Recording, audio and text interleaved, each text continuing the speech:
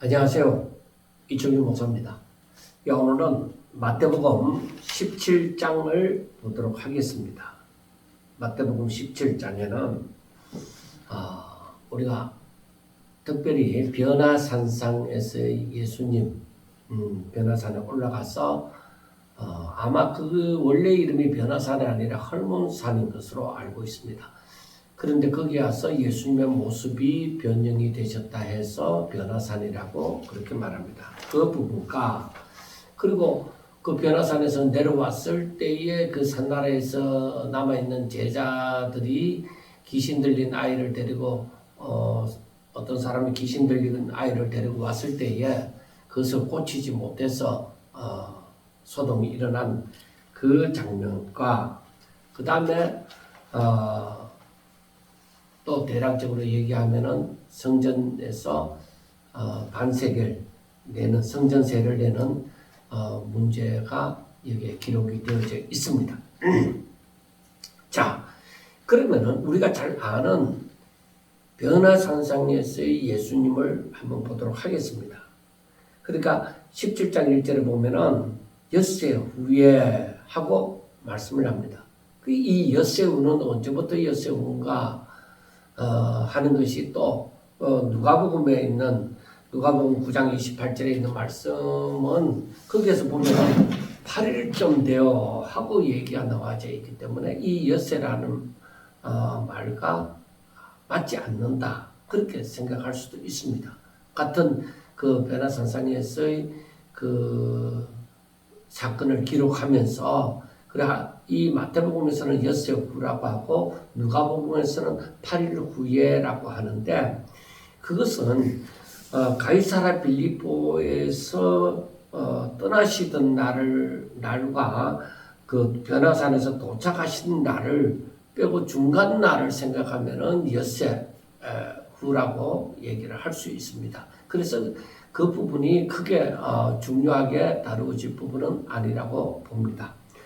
하여튼 어떻게 되었든 예수님이 베드로와 요한과 야고보를 데리고 다른 제자들은 산나라에 두고 이들을 데리고서 높은 산에 올라가셔서 거들 앞에서 예수님이 얼굴이 해같이 빛나고 옷이 빛과같이 휘어졌더라 하고 말씀을 합니다.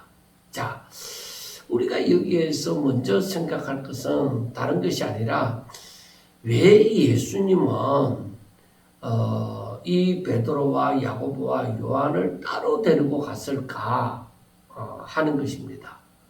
우리가 이 부분에서만 아니라 마가복음에서도 보면은 베드로와 요한과 야고보를 그 해당장의 딸이 죽었을 때에 예수님은 잔다고 얘기를 했습니다. 그래서 이때에 다른 사람은 아무도 못 따라오게 하고 똑같이 베드로와 요한과 야고보를 데리고 그 해당장의 집에 들어가서 그 딸을 고치는 그 장면이 있습니다. 그때도 그렇고 그리고 겟세마네 동산에 올라가서 그 기도하실 때도 그때도 베드로와 요한과 야고보를 데리고 올라갔습니다. 그러니까 다른 제자들은 그 아래에 있고 베드로와 요한과 야고보를 따로 데리고 올라갔습니다. 자, 이 부분에서 우리가 생각할 것이 있습니다. 예수님에게는 12제자가 있었잖아요. 12제자가 있는데 왜 베드로와 요한과 야고보를 따로 데리고 올라갔을까? 왜 중요한 일에는 이들을 따로 데리고 갔을까 하는 것을 깊이 생각하지 않더라도 우리는 어느 정도 유추를 해 볼만 합니다. 왜냐하면은 이들이 나중에 더 큰 짐을 누구에게나 맡겨진 짐이 자신에게는 그 맡아 감당해야 될 분량이지만은 베드로와 요한과 야고보에게는 특별히 감당해야 될 그 사명이 있으니까 예수님이 특별히 이들을 데리고 올라가신 것이 아니겠느냐 그렇게 우리가 생각해 볼 수가 있습니다. 그러니까 이것을 가지고 예수님의 제자들이 누가 크냐 하는 문제를 가지고 싸우는 계기가 되어졌는지는 모르겠지만은, 그러니까 제자들이 생각하는 그런 부분하고 예수님이 생각하는 부분하고는 다릅니다. 그래서 내 생각은 너희들 생각하고 다르다 하는 말씀이 우리에게 생각이 되어집니다. 예수님은 저들을 차별을 두고자 따로 데리고 올라갔다기보다는 저들이 감당해야 될 부분이 또 다른 부분, 더 큰 부분이 있기 때문에 특별히 이들이 예수님 곁에서 이것을 보고 듣고 하는 것이 필요했기 때문에 그렇게 하지 않았느냐 생각합니다. 그런데 나중에 나오겠지만 제자들은 뭐요? 누가 크냐 하는 문제를 가지고 서로 다투게 되어집니다. 근데 예수님이 볼 때는 답답하겠죠. 근데 사람들은 그렇습니다. 사람들은 이 하나님의 일을 생각하고 주의 하나님의 심정을 갖지 않고서는 이 예수님이 하시는 일을 깨달을 수 없기 때문에 자기들에게 있어서는 시기와 질투가 일어나는 것입니다. 그러나 나중에 이들이 성령을 받고 예수님은 성천하시고 난 다음 이 제자들에게 있어서 서로 누가 크냐 하는 문제가 일어나는 것을 보지 못합니다. 그래서 우리가 이걸 보면서 그래, 하나님의 뜻을 깨닫고 진짜 하나님의 마음을 품으면은 이것이 뭐 때문인지를 알게 되어지고 또 서로 시기하고 질투할 일도 아니다.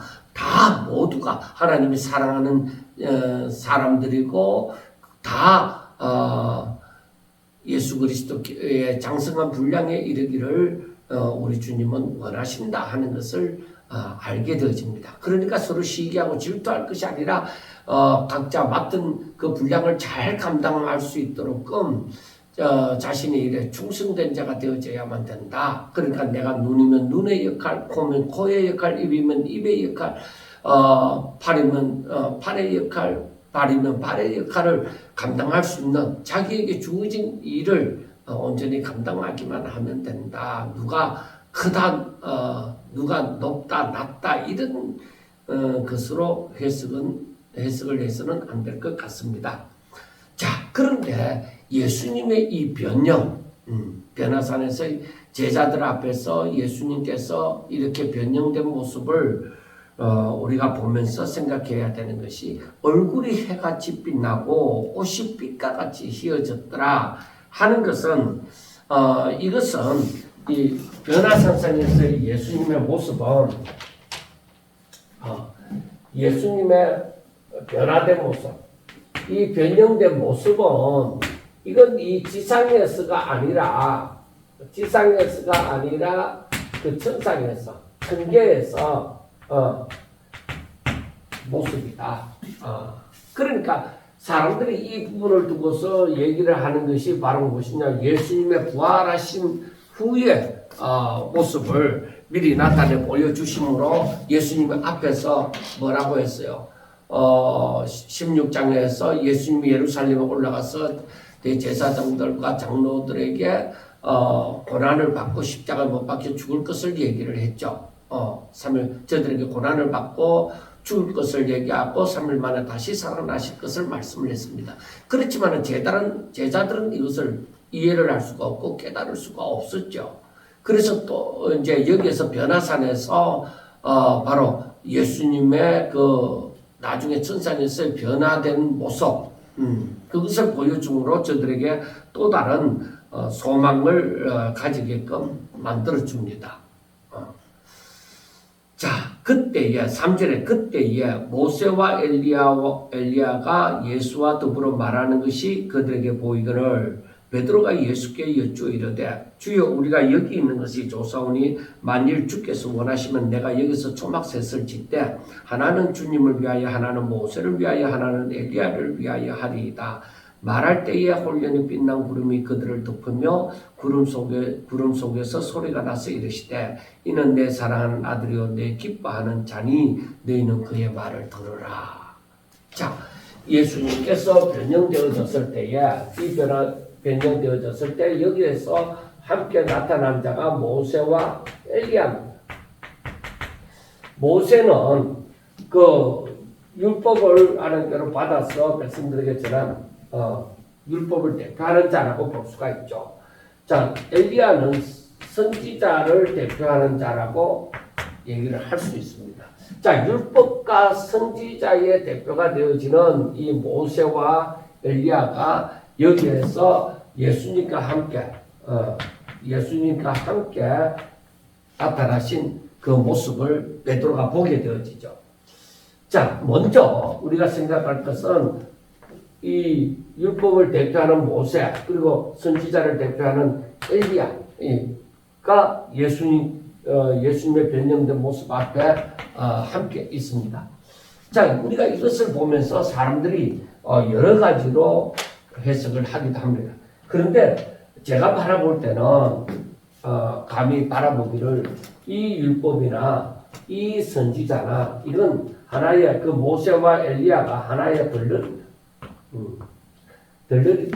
결국에는 이 예수님이 주인공이시라는 것을 나타내 줍니다. 이 율법도 이 선지자도 오직 예수님을 위하여 존재한다는 거예요. 율법도 예수님을 얘기하고 선지자도 예수님을 얘기한다. 그래서 율법과 선지자가 선지자가 바로 이 예수님을 드러내는 것이다. 그래서 나중에 그 밑에 보면 그 제자들이 다시 볼 때 모세와 엘리야는 보이지 않았습니다. 보이지 않고 오직 예수님만 나타나진 그분이 있습니다. 그러니까 율법도 가고 선지자도 가고 다 가고 오직 복음 이 예수님만이 남게 되집니다. 그러니까 우리가 잘 알아야 되는 것은 이 율법도 필요하고 선지자도 필요합니다. 그런데 율법과 선지자에 대해 강령이 곧 무엇이냐? 율법과 선지자가 곧 무엇을 나타내느냐? 예수님을 나타내는 거예요. 그래서 우리가 예수님에 대해서 하나님은 사랑이시니라 하고 얘기를 하잖아요. 그러니까 율법과 선지자에 대해 강령이 무엇이냐? 곧 하나님 사랑 그리고 이웃 사랑이잖아요. 사랑하라는 것이잖아요. 그리고 새 계명이 뭐예요? 사랑하라. 내가 너희를 사랑한 것 같이 너희도 서로 사랑하라. 그러면 너희들이 내 제자인 줄 알리라. 왜? 예수님은 사랑이시기 때문에. 이 하나님의 사랑을 그대로 드러내신 분이 예수님이시에요. 그래서 율법을 대표하는 모세와 엘리야도 사라지고 오직 주인공은 누구요? 예수님이시다. 그리고 율법이 말하는 자도 예수님이고 선지자들이 말하는 자도 예수님이시다 하는 것을 이 부분을 두고 얘기를 합니다. 그런데 이 모든 것에 있어서 베드로와 그 제자들은 베드로와 요한과 야고보가 그 예수님의 변형된 모습을 보고 그리고 모세와 엘리야도 자기들이 존경하는 히브리서에 보면은 나와 있지만은 이 이스라엘 사람들이 히브리인들이 모세를 숭배하잖아요. 선지자 중에서는 엘리야를 또 숭배하다시피 하잖아요. 그래서 저들이 대단하게 여기는 자기들 조상 가운데서 대단하게 여기는 이 모세와 엘리야가 이 예수님과 함께 있단 말이에요. 지금 여기에 지금 나타난 자기들이 바라보는 그 현장 속에서는 이보다 더한 세상이 어디 있겠느냐. 그래서 베드로가 하는 말이 여기가 좋사오니. 그래서 베드로가 여기가 좋사오니 하고 말씀을 합니다. 여기가 좋다. 좋을 수밖에 없죠. 이게 천상의 모습인데 좋을 수밖에 없죠. 그래서 베드로가 당장 다른 것은 생각하지 아니하고 여기에서 초막셋을 짓겠다고 얘기합니다. 초막셋을 짓겠습니다. 하나는 모세를 위하여, 하나는 엘리야를 위하여, 하나는 예수님을 위하여서 초막셋을 짓고 여기 있는 것이 좋겠습니다 하고 얘기를 합니다. 그리고 여기에서 보면은 이렇게 얘기할 때에 이건 예수님이 베드로와 요한과 야고보가 이 광경을 보고 이런 얘기를 여기에서 눌러붙어 살겠다고 하는 산 아래야 어떻게 되든지 여기가 조사오니 여기에 눌러붙어 살겠다고 하는 그런 말을 듣기를 원해서 예수님이 그렇게 보여준 것은 아니라고 생각합니다. 그래서 여기에서 보면은 어떤 의미에서 베드로가 여기가 조사오니 우리가 초막 세 것을 여기 있는 것이 조사오니 여기 있는 것이 조사오니 초막 주께서 만일 주께서 원하시면 초막셋을 짓겠습니다. 세 분을 위해서 초막셋을 짓겠습니다 하는데 여기에서 어떻게 보면은 이 베드로는 그 16장에서 주는 그리스도시요 살아계신 하나님의 아들이시니이다 그렇게 말을 하다가 그 예수님이 예루살렘에 올라가서 제사장들과 장로들과 이 바리새인들에게 고난을 받고 죽임을 당하고 3일 만에 다시 살아나려 했을 때에 베드로는 예수님께로부터 사탄아 내 뒤로 물러가라 너는 하나님의 일을 생각하지 아니하고 사람의 일을 생각하는 도다 하고 말씀을 합니다. 그래서 그 베드로가 여기에서도 뭐요? 사람이 자기 중심으로서 여기가 조사오니 다른 사람은 어떻게 되든지 간에 여기가 천국이다 이거야. 그러니까 여기가 조사오니 만일 주께서 원하시면 여기에 눌러붙어 살고 싶다. 바로 그런 것이죠. 그런 마음은 가지는 것이 아주 당연하죠. 가지는 것이 아주 당연하지만은 어떤 의미에서는 여기가 조사오니 하고 여기 있는 것이 좋다고 하는 것은 순전히 자기 중심이다. 그러니까 예수님의 뜻과는 상관이 없다. 뜻과는 다르다. 뜻이 아니다. 그래서 여기에서 보면은 베드로의 그 마음이 우리 일반 사람들이 그 마음이 하나님의 뜻을 생각하지 않는 마음이랑 똑같은 그리고 베드로가 여기서도 마찬가지로 하나님의 일을 생각하지 아니하고 사람의 일을 생각한다. 사람 중심이다. 사람의 일을 생각한다. 그래서 사람이 아무리 은혜를 받고 어떻다 하더라도 성령의 인도함을 받지 못하고 자기 생각으로 살아갈 때는 항상 이러한 문제가 발생이 되어지게 된다는 것을 우리가 깨달아 알 수가 있습니다. 이때에 하늘에서부터 소리가 들렸어. 이때 정신 차리게 만드는 거죠. 이는 내 사랑하는 아들. 이는 내 사랑하는 아들이다. 사랑하는 아들이요 내 기뻐하는 자다. 하나님의 기뻐하는 자다. 사랑하는 아들이고 사랑하고 기뻐하는 아들이다 이 말이에요. 그러므로 너희는 그의 말을 들으라. 그의 말을 들으라고 얘기해요. 하늘에서 소리가 있어서 가라사대 내 사랑하는 아들이고 내 기뻐하는. 그러니까 다윗을 내 마음에 합한 자라고 하신 것처럼 오히려 그보다 더 예수님이 주인공이다. 그러니까 내 사랑하는 아들이고 내 기뻐하는 자다. 그러니까 다윗은 내 마음에 합한 자다. 내 뜻을 다 행하리라 하는 그 다윗보다도 비교를 할 수 없을 만큼 하나님의 사랑이요 하나님의 기쁨이 되어지는 자다. 그러므로 사람들에게 있어서는 너희는 그의 말을 들으라. 순종하라. 그의 말을 듣고 순종하라는. 그래서 사람의 사명이 무엇이냐? 사람의 사명은 하나님의 말씀에 대해서 순종하는 거예요. 하나님의 말씀을 듣고 순종하는 거. 이게 우리 사람의 사명이에요. 다른 것 갖다 붙일 게 아니에요. 그래서 순종이 제사보다도 낫다고 하죠. 또 거꾸로 올라가면은 아담 때에 하나님의 말씀을 불순종함으로 죄를 범하게 되어지죠. 그래서 우리 사람들에게 있어서 이 하나님의 말씀에 대한 순종이라는 것은 전부예요. 사람의 삶의 전부예요. 이 전부가 되어져야 돼요. 자, 그런데 하늘에서 소리가 있게 되어짐으로 말미암아 제자들이 엄청나게 두려움에 사로잡혔습니다.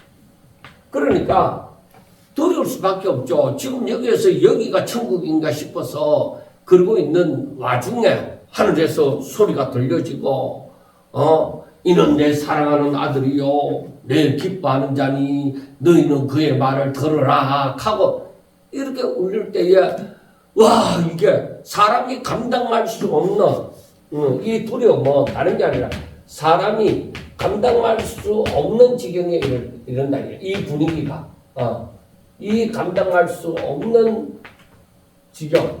그러니까 이 상황을 이 제자들이 감당할 수가 없는 거예요. 이러한 일이 일어나니까. 그렇게 있을 때에 예수님이 저들에게 손을 대시고 그러니까 손을 대시면서 저들에게 두려워하지 마라. 일어나라. 일어나라. 두려워 말라. 그래 하고 말씀을 하는 거예요.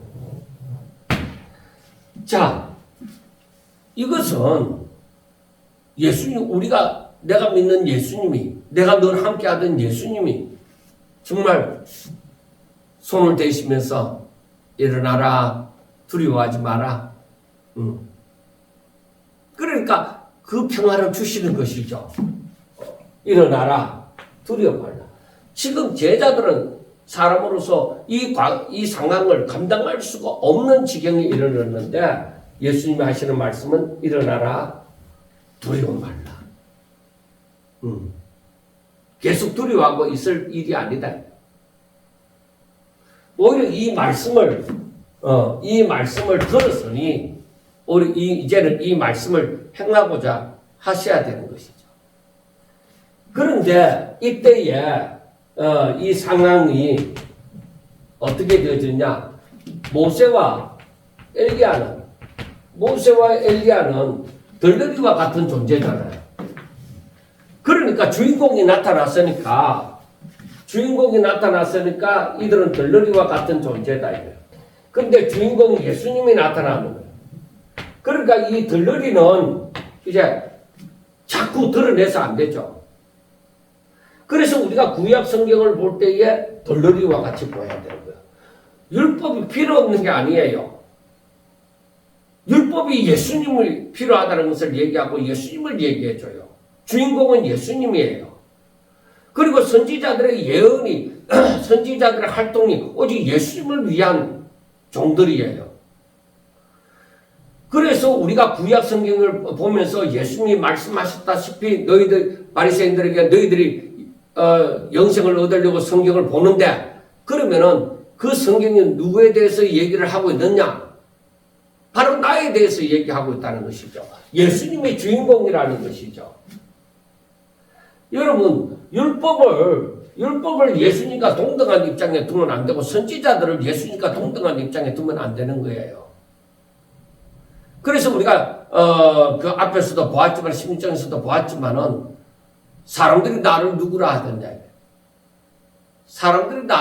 하더냐. 그래 들으는 세례 요한이다. 그 다음에 들으는 엘리야다. 예레미야다. 선지자 중에 하나이지 않겠느냐. 그렇게 생각을 한 거예요. 이렇게. 그러나 이게 아니다. 동등하지 않다. 예수님이 주인공이라. 예수님이 주인공이라. 그래서 우리가 성경을 볼 때 구약이 예수님을 초점을 맞추어서 지금 이 모든 하나님의 승리가 이루어져 가고 있구나 하는 것을 아셔야 돼요. 그래서 이 상황에서 모세와 엘리야는 이제 이들에게 보여졌었는데 이들은 강고도 없고 예수님만 남아. 그리고 하늘에서 들리는 소리는 뭐요? 너희는 그의 말을 들으라. 이게 사람들의 사명입니다. 이게. 그래서 우리는 주의 말씀을 들을 수 있는 귀가 있어야 되고 행할 수 있는 능력이 있어야 돼. 이게 전부 다 하나님의 은혜 가운데, 하나님의 은혜 가운데 하나님의 말씀을 듣고 깨달을 수 있고, 듣고 깨닫는 자가 되어 또 지켜 행하는 자가 되어져야 되는 거예요. 그래서 마태복음 28장에 보면은 그 마지막에 예수님이 성천하시면서 제자들에게 하시는 말씀이 뭐예요? 너희는 모든 족속을 제자를 삼아서 내가 너희들에게 분부한 모든 것을 저들에게 가르치라. 듣게 하라. 그리고 그들이 지켜 행하게 하라. 이게 바로 무엇이에요? 이게 바로 순종이에요. 사람들이 순종이 되도록 하라. 이게 사람의 사명이에요. 귀신을 쫓아냈느냐 못 쫓아냈느냐 하는 그것이 중요한 것이 아니에요. 하나님의 말씀을 듣고 지켜 행하는 자가 되는 것이 사람들에게 너무나도 중요한 것입니다. 우리가 변화산상의 이 예수님의 이 모습을 변화산에서 예수님이 변형된 이 모습을 보면서 우리가 깨달아야 되는 것이 정말로 내가 은혜를 받고 정말 이 변화산상의 이 모습을 보고 베드로처럼 여기 있는 것이 좋사오니 하고 자기 중심으로 하나님의 뜻을 알지 못하고 내가 너무 좋다. 여기가 좋사오. 여기 있는 것이 좋사오니 이대로 그러면 세상에 있는 사람은 어떻게 돼요? 다 죽는 거죠. 복음이 전해지지 않으면. 그러나 나중에 저들이 이 모든 것을 알게 되어지죠. 아하, 천상에서는 이렇게 얼굴과 얼굴을 대면할 수 있겠구나. 그래서 십자가를 못 박혀 죽으시고 처음에는 고난을 받고 그 다음에 고난 받으심으로 죽으시고 난 다음에 부활하는 그 영광을 미리 보게 되어진 것이죠. 자, 그 다음에 제자들이 의문을 가집니다. 아니, 서기관들이 성경을 잘 알고 있는 그 서기관들이 말하기를 먼저 엘리야가 먼저 와야 된다고 하는데 하고 얘기를 합니다.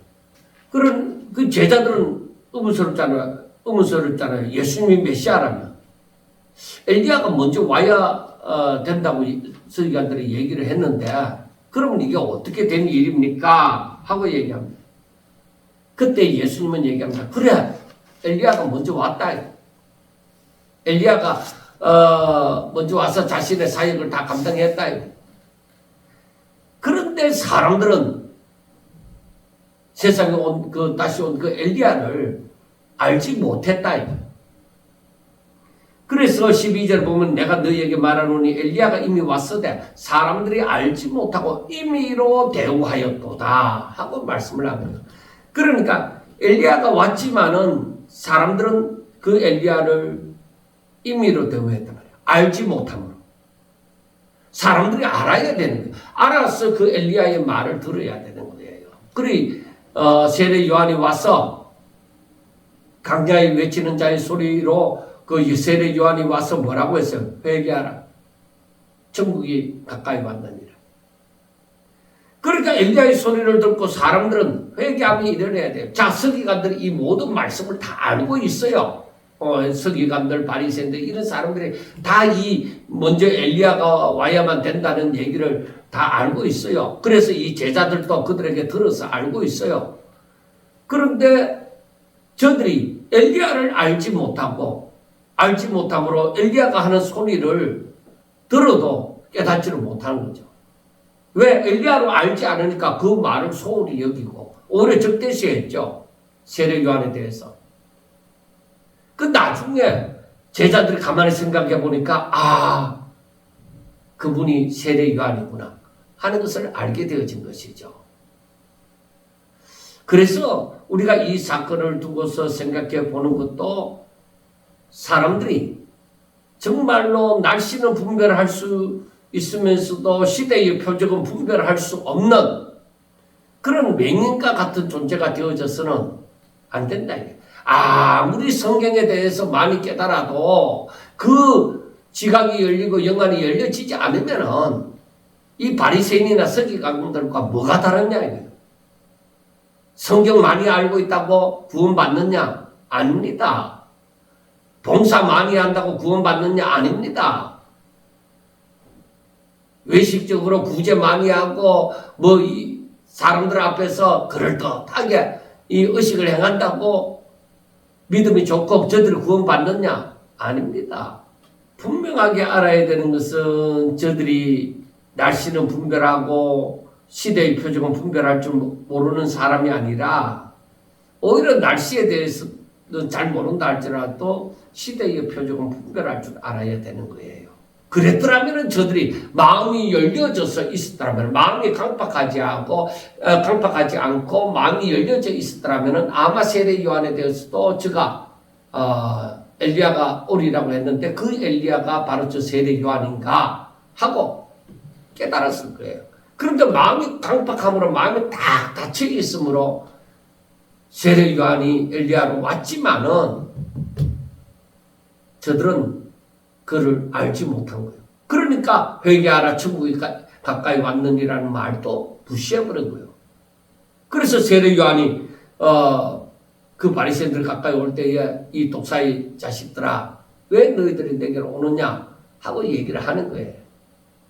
저들은 오히려 바리새인이나 서기관 이 제사장들은 오히려 자기들의 기득권이 무너질까봐 손해를 입을까봐 거기에 대해서 세례 요한을 오히려 경계하는 입장이었잖아요. 여러분 성경을 많이 안다고 해서 그 예수님 편이 아닙니다. 하나님의 뜻을 이루는 자가 아닙니다. 그 가운데로 성경을 많이 하는 사람들 가운데는 하나님의 뜻을 깨닫고 순종하며 오직 하나님의 영광을 위하여 사는 자도 있지만은 오히려 이 바리새인이나 서기관들처럼 오히려 하나님께서 이루시고자 하는 일을 방해하는 자도 있다는 것을 우리는 분명하게 아셔야만 됩니다. 깨달음이 없으면 안 되는 거예요.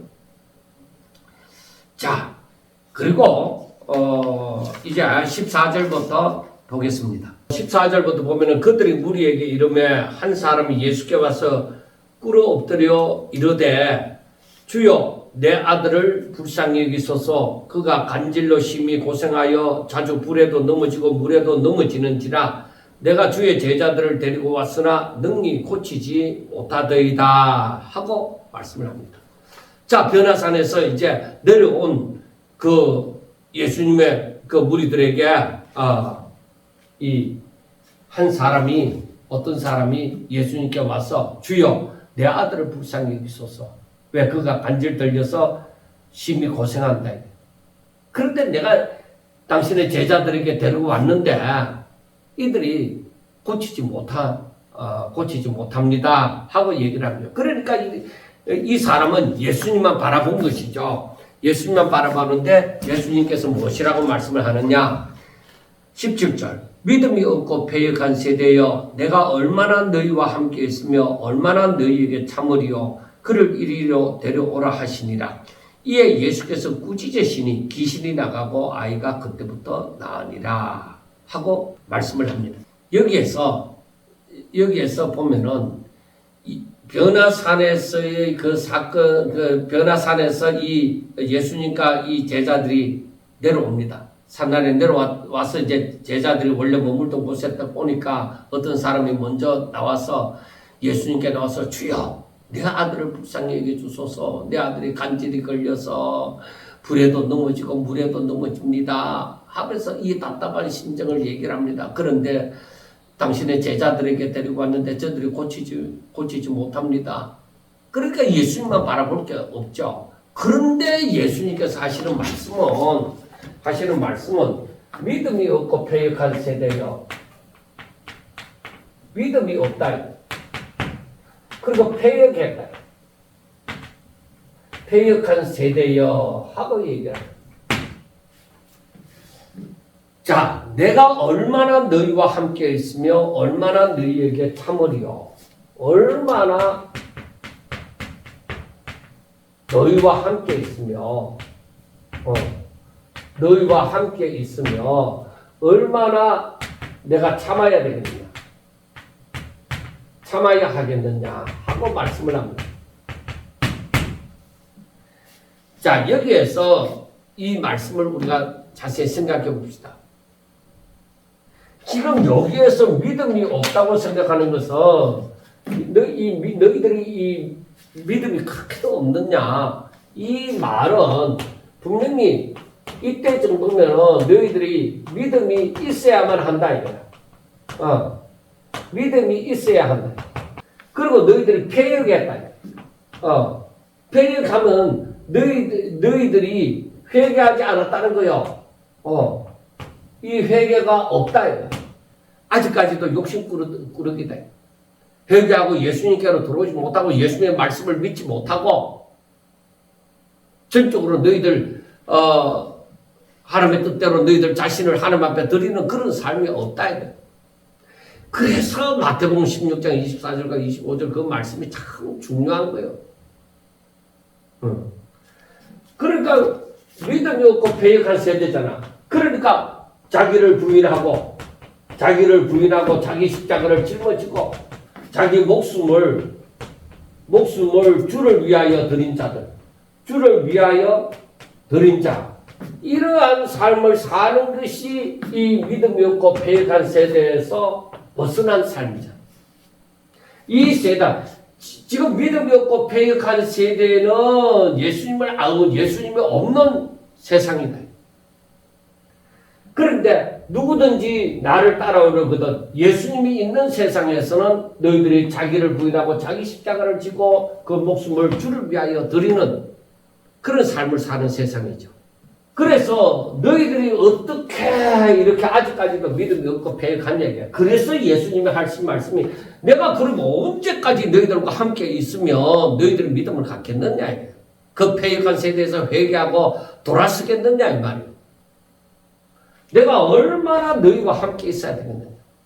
내가 얼마나 참고 기다려야 되겠느냐.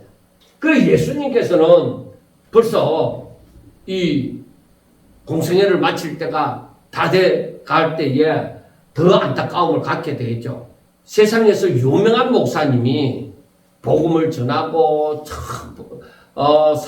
이분이 복음을 전함으로 많은 사람들이 회개하고 돌아서서 그렇다 할지라도 예수님만 하겠습니까? 예수님이 계셔도 계속적으로 믿음이 없고 패역한 세대 가운데 있었던 대부분이 이러한 가운데 있었습니다. 자기를 부인하고 자기 십자가를 지고 목숨을 주를 위하여 드리는 이 삶을 살지 못했습니다. 그러면 그 목사님이 계속 계셨다는 분명히 여기에 회개하고 막 예수 믿는 사람이 엄청 많아질 것이다. 아니요. 꼭 그렇지만은 않습니다. 그래서 하나님의 승리를 보면은 그 사람들이 가고 또 다른 사람들이 일어나고 이렇게 되어져 갑니다. 예수님의 제자들도 마찬가지예요. 여기서 예수님의 제자들에게 이 간질이 걸려서 귀신 들린 이 아이를 데리고 왔다 이 말이에요. 그렇게 베드로, 요한, 야고보 외에 그 남아있는 제자들에게 데리고 왔습니다. 데리고 왔는데 이들은 그 병을 고치지 못하고 있었습니다. 그런데 예수님은 어떻게 했어요? 꾸짖으셨다. 꾸짖으시기만 해도 귀신이 나간 거예요. 아이는 다 낯선 거예요. 우리가 이때 정도에 생각할 수 있잖아요. 우리는 왜 안 될까? 우리는 왜 안 될까요? 그래서 이제 19절을 보면은 이때의 제자들이 조용히 예수께 나와 이르되 우리는 어찌하여 쫓아내지 못하였나이까? 그러니까 제자들이 궁금하잖아요. 예수님은 와서 꾸짖으시니까 나갔는데 제자들이 우리는 어찌하여 이유가 뭐냐? 우리는 어찌하여 쫓아내지 못했느냐? 별짓을 다 해봤을 거 아니에요. 꾸짖기도 해보고 막 안수기도 하고 막 안착도 하고 난리가 났겠죠. 이 귀신 쫓아보내려고.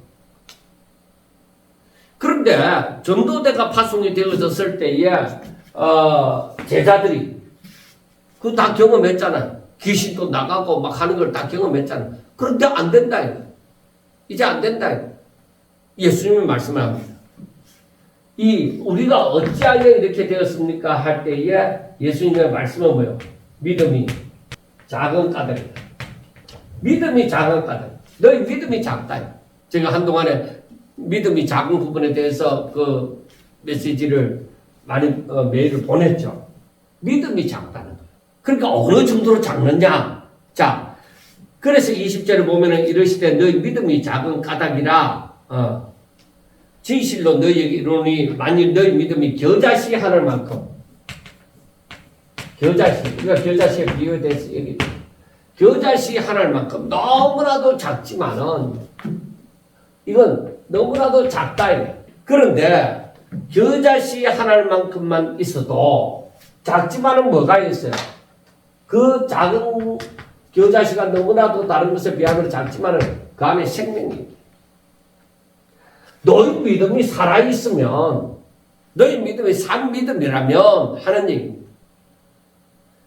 그러면은 산을 명해서 여기저기로 여기서 저기로 옮겨지라. 여기서 저기로 옮겨지라 하여도 옮겨질 것이고 너희가 못할 것이 없느니라. 못할 것이 없다. 자, 그래서 우리가 이 말씀을 두고도 잘 생각해 봐야 되는 거예요. 예수님의 이 말씀이 무슨 뜻일까 하는 것입니다. 예수님께서 너희 믿음이 작은 까닭이라 했는데 우리는 믿음으로 온전히 믿음 충만 이렇게 얘기하는데 믿음으로 온전히 채워져 있지 않고는 항상 자신의 부족과 연약함과 배역한 것을 봅니다. 그렇기 때문에 큰 문제를 앞두고서는 어떻게 감당할 수가 없는 거예요. 뭘 한다고 해도 이미 마음속에 나는 뭐요? 주눅이 들어가 있는 거예요. 그래서 우리가 알아야 되는 것이 나의 옛사람은 죽고 새 사람으로 새 생명으로 산자가 되어야만 믿음으로 산자가 되어지는 거예요. 그러니까 여기에서 겨자씨만한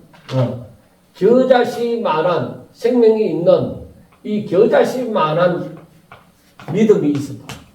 그러니까 우리가 먼저 제자들 같은 경우는 사람의 이제 모습이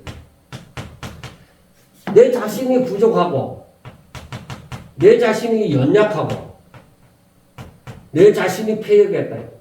제가 그러니까 이 자체가 기본적으로 이 자체가 주눅이 드는 거예요. 저는 제 자신을 생각해도 마찬가지예요. 내 자신의 이런 부분을 본다. 그러니까 주눅이 들 수밖에 없는 거예요. 그런데 예수님의 원하심은 무엇일까? 예수님이 원하시면 너희들이 이런 줄 왜 모르겠느냐? 내가 다 안다 이냐? 그런데 너희들에게 이 겨자씨만한 믿음만 있습니다. 이 생명이 있는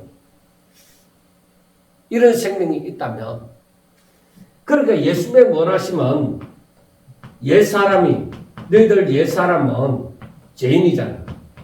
연약하고 부족하고 패역했고 이 옛사람은 예수 안에서 죽고 새 사람이 되어져요. 그러니까 옛사람은 죽고 새 사람이 살아야 된다. 내 가운데. 그러면은 이 부족하고 연약하고 패역한 것이 나와 상관이 있느냐? 없다. 이 새 사람은 의인으로서 오직 믿음으로 살잖아요. 하나님의 말씀으로 살잖아요. 이게 바로 뭐야? 이게 겨자씨만한 즉 생명이 하나님의 생명이 있는 믿음이다. 그러면은 너희가 못할 것이 없다고 얘기를 했잖아요. 그럼 그러면 너희들의 욕심이 이루어지느냐? 여러분 잘 보세요. 옛사람 같으면은 내 욕심, 내 중심으로 기도하고 할 수 있지만은 새 사람이 되어져서는 하나님의 말씀을 따라서 살잖아요. 의인의 삶을 살잖아요. 그러니까 하나님의 뜻을 위한 너희들의 삶은 형통하리라. 이게 중요한 거예요. 내가 새 사람으로 살 때에 하나님의 역사가 이루어진다. 내가 아무리 어리고 인간적으로 부족하고 못났고 그렇다 할지라도 내 안에 하나님 주신 생명이 있으므로 그 생명으로 말미암아 내가 옛사람으로 살지 아니하고 이 새 생명으로 살게 되어지면은, 그렇게 살게 되어지면은 아무리 무섭고 큰 근심거리라도 신앙으로 해결된다는 것입니다. 어떻게 해결되느냐 하는 것은 하나님께서 하실 것입니다. 하나님은 분명히 말씀하잖아요. 너희들에게 겨자씨만한 믿음만 있으면 이와 같은 역사가 일어난다는 것입니다. 그러니까 이 산을 명하에서 여기서 저기로 옮기라. 진짜 산이 뭐 옮겨지고 이게 아니라 이건 비유인데 산처럼 크고 무서운 대단한 그러한 문제가 있을지라도 너희들이 하나님 주신 생명으로 오직 믿음으로 산다고 하면 그 골리앗이나 태산과 같은 그런 문제가 해결함을 받으리라. 자, 이제 또다시 예수님이 이 제자들에게 말씀을 합니다. 22절을 보면은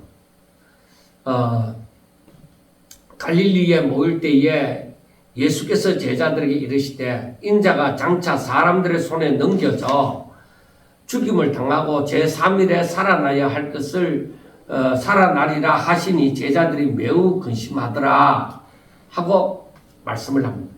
예수님이 처음으로 마태복음 16장에서 처음으로 이 말을 했을 때 베드로가 이걸 이해치 못하고 오히려 그럴 수 없습니다 하고 말씀을 했잖아요. 여기에서 베드로가 분명히 그 앞에서는 주는 그리스도시요 하나님의 아들이십니다 하고 물었는데, 그런데 베드로가 예루살렘에 올라가서 예수님이 고난받고 죽임을 당하고 또 3일 만에 살아나리라는 말씀에 대해서 그럴 수 없나이다 하고 오히려 항변해서 말했다. 그랬다가 예수님께로부터 사탄이라는 소리를 들었습니다. 자, 두 번째, 이제 17장에 들어와서 두 번째 예수님이 다시금 이 제자들에게 말씀을 합니다. 자, 예루살렘에 올라가서 고난을 받고 죽임을 당하고 3일 만에 부활하리라. 이것을 제자들이 왜 예수님이 그렇게 해야 되느냐고요. 예수님은 무엇이든지 다 할 수 있잖아. 오병이의 기적이나 중풍병자도 낫게 하고 귀신 들린 자도 쫓아내고 뭐 말씀 전하는 것도 부족함이 없고 근세 있는 자와 같고 모든 부분에 있어서 예수님은 왕이다. 메시아이지 않느냐. 그런데 어떻게 고난을 받고 어떻게 죽임을 당하느냐. 그러니까 제자들은 이해할 수 없다. 도저히 이해할 수 없다. 그래서 주여 그리 마옵소서 하면서 베드로가 항변해서 절대 그럴 수 없습니다 하고 그러는 거예요. 그러니까 예수님께서 하시는 말씀이 너가 하나님의 일을 생각하지 아니하고 사람의 일을 생각하는도다. 그렇게 말씀을 하는 거예요. 자, 하나님의 일이란 무엇이겠느냐? 예수라는 이름이 뭐예요? 자기 백성을 저희 죄에서 구원할 자이시다. 자기 백성을 구원하시는 거예요. 사람의 일은 뭐예요? 자기가 잘 되는 거, 자기가 성공하는 거, 이거다. 그러면 우리가 오늘날 한번 다시 생각해 보자. 오늘날 나는 오늘날 나는 하나님의 일을 생각하면서 사는 존재인가? 사람의 일을 생각하면서 사는 존재인가? 예수님은 왜 거듭 이 부분에 대해서 예루살렘에 올라가서 고난받으심에 대해서 거듭 말씀하겠느냐? 왜 그럴까? 왜 그렇게 또 얘기하고 또 얘기할까? 또 마지막으로 또 얘기할까? 왜 이러한 얘기를 할까? 이것을 미리 알게 하신. 그러니까 우리가 잘 알아야 돼요. 성경에서 종말에 대한 세상 마지막에 대해서 예언을 합니다. 여기저기에서 종말에 대해서 얘기를 하고 있잖아요. 그래 이것은 미리 알게 하시면 뭐예요? 놀라지 않고 준비케 하심입니다. 오히려 이러한 일이 일어남으로써 믿음을 가지고 소망을 가질 수 있게 되어지는 거예요. 왜? 말씀하신 대로 되어지는 것을 바라보고. 그래서 우리가 종말에 대한 그 말씀이 많이 있잖아요. 이 징조. 이러한 일이 일어나리라. 내가 예루살렘에 올라가서 고난을 받고 죽임을 당하고 부활하리라.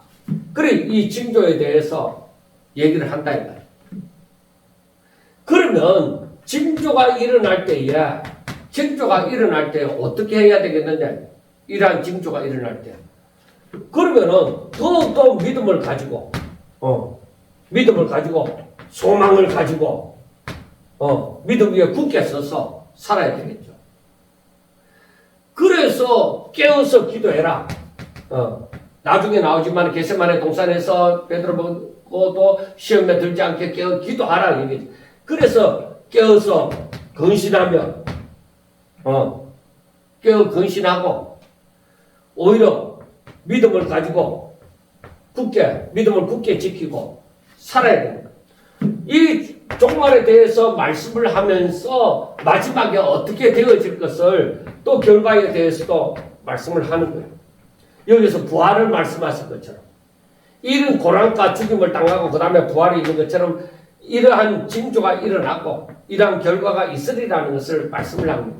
그래서 우리가 이러한 징조를 바라볼 때에 내가 더욱더 하나님의 말씀대로 되어진다는 것을 깨닫고 믿음을 가지고 오히려 결과가 어떻게 되어진다는 것도 알기 때문에 소망을 가지고 오히려 끝까지 깨어서 근신하며 믿음을 가지고 살아야 될 이유가 되어지는 것입니다. 그런데 제자들은 이것을 알지 못하잖아요. 이러한 뜻을 알지 못하잖아요. 그래서 23절을 보면 죽임을 당하고 제3일에 살아나야 나리라 하시니 제자들이 매우 근심했다. 자, 제자들은 이 말씀을 들었을 때에 역시나 매우 근심을 한 거예요. 왜 매우 근심을 했느냐 이거예요. 이렇게 믿음을 가지고 소망을 가지고 이렇게 살아야 되는데 하나님의 일을 알고 살아야 되는데 왜 매우 근심을 했느냐? 이들은 하나님의 일을 몰랐다. 그리고 이들은 계속적으로 자기의 일을 생각하는 거예요. 예수님이 살아계셔야 자신들이 출세할 수 있고 자신들의 일이 잘 되어지고 앞으로도 형통하게 되어질 거리라 이렇게 생각하는 거예요. 그래 하나님의 일이 어떻게 되어지리라는 것은 더 깊은 뜻을 알지 못하는 거예요. 자, 여기서 우리가 한번 생각해 봐야 돼. 분명히 구약 성경에서도 이사야 53장에서도 예수님이 고난 받으시러 오신다는 것을 얘기를 합니다. 그런데 이 제자들은 그 예수님과 함께함으로 그 모든 일이 다 형통하게 되어지는 모든 것을 깨닫잖아요. 그래 예수님께서 고난 받으심으로 말미암아 사람들의 구원을 이루실 줄을 저들은 아직까지 깨닫지 못하는 거예요. 예수님만 계시면 모든 것이 다 된다. 우리는 예수님 곁에만 있으면 된다. 그래 예수님이 살아 계셔야 되는 거예요. 이 하나님의 뜻을 온전히 알지 못함으로 그렇습니다. 우리가 이 땅에 살면서 하나님의 일을 온전히 알지 못함으로 정말로 얼마나 이 제자들이 근심하는 것을 근심하며 불안해 하십니까? 그러나 정말로 성경을 읽고 묵상하고 하나님의 뜻을 깨달음으로 그리고 성령 보내주신 성령으로 말미암아 오히려 이 모든 것을 알고 믿음으로 살아갈 수 있는 자가 되셔야만 할 것입니다. 그리고 24절부터 보면은 이제 가브라움에 들어갔을 때에 그 성전세를 받는 사람들이 베드로에게 얘기합니다. 너희 선생은 이 성전세를 내지 않느냐? 관세계를 내지 아니하느냐? 할 때에 베드로가 내지. 근데 예수님께 갔을 때 이 예수님이 미리 아시고 시몬아 내 생각에는 어떻냐? 세상 임금들이 누구에게 관세와 국세를 받느냐? 자기 아들에겠냐? 타인에겠냐? 타인에게죠. 그러니까 그렇다면 아들은 세를 안 내도 되는 거잖아. 그러나 우리가 그들이 알지 못한다. 우리가 하나님의 아들이고 성전세를 낼 이유가 없다는 것도 알지 못한다. 그래 그들이 모르고 있는 가운데 그것 가지고 싸우고 어떻게 신간을 버리고 할 것이 없다. 그냥 주라. 그게 큰 문제가 되는 건 없다. 그래서 제가 이 부분을 생각하면서 또 생각한 것이 무엇이냐? 사람들은 어떻게 따지고 어떻게 하면서 성전세를 안 내는 것이 똑똑하다고 생각하는데 우리가 예수님의 이 말씀을 생각해 보자. 저들은 알지 못하기 때문에 오히려 저들이 시험 들지 않기 실족하지 않도록 하기 위해서 주어라. 그래서 예수님께서 이 신기한 방법으로 베드로에게 가서 바다에 가서 낚시를 해서 처음에 잡힌 그 고기의 입을 열면 돈 한 세개를 물고 있을 것이다. 그것 가지고 너하고 나하고로 위하여서 성전세를 내라고 얘기를 하는 것입니다. 그러니까 이 부분에서 앞에 있는 말씀과는 좀 동떨어진 말씀이지만은 세상이 예수님을 알지 못하는 거야. 예수님이 메시아인 줄 알지 못하는 거예요. 알았더라면 성전세도 받지 않았겠죠. 그래 세상이 이처럼 지금 예수님을 메시아로 알지 못한다는 부분을 말씀하고 있는 것 같습니다. 사랑하는 여러분, 이 마태복음 17장도 정말 여러 번 읽고 묵상함으로 말미암아서 예수님께서 우리들에게 나타내시고자 하는 것이 무엇인지 아셔야만 됩니다. 예수님은 메시아라는 것을 말씀을 합니다. 그리고 우리가 그의 말을 듣는 것이 우리의 마땅한 의무인 줄로 아셔야만 됩니다. 우리 삶의 가장 중심이 되어집니다. 하나님의 말씀을 듣고 순종하는 것. 그리고 그 다음으로 넘어가면은 정말 내가 옛사람은 죽고 새사람으로 살아야 되는, 오직 믿음으로 하나님의 말씀을 믿음으로 살아야 되는 그 이유를 알게 되어집니다. 그렇지 않으면 옛사람으로 살 때는 믿음으로 하지 않고는 능력이 나타나지 않습니다. 오직 믿음으로 살아야만 합니다. 그리고 방금 말씀드린 것처럼 하나님의 뜻을 깨달아야 됩니다. 하나님의 뜻을 깨닫지 못하면 하나님의 하시는 그 모든 일에 대해서 근심을 할 수밖에 없습니다. 앞으로 어떻게 될까? 걱정을 하고 염려하게 되어집니다. 그러나 하나님의 뜻을 깨달았을 때는 뭐야? 아니죠. 징조를 보아서 알지어다. 그 징조에는 결과도 분명히 말씀해 주시거든요. 그래 그것을 보면서 이걸 깨닫게 되어지면 더욱더 믿음과 소망을 가지면서 살아갈 수가 있게 되어집니다. 살아가는 저와 여러분들은 정말로 날마다 하나님의 말씀을 읽고 묵상하고 하나님의 뜻을 깨닫고 하나님께로 더 가까이 정말 나아가서 하나님의 말씀을 순종하며 하나님 앞에 영광 돌리는 저와 여러분들이 될 수 있기를 주의 이름으로 축원합니다. 감사합니다.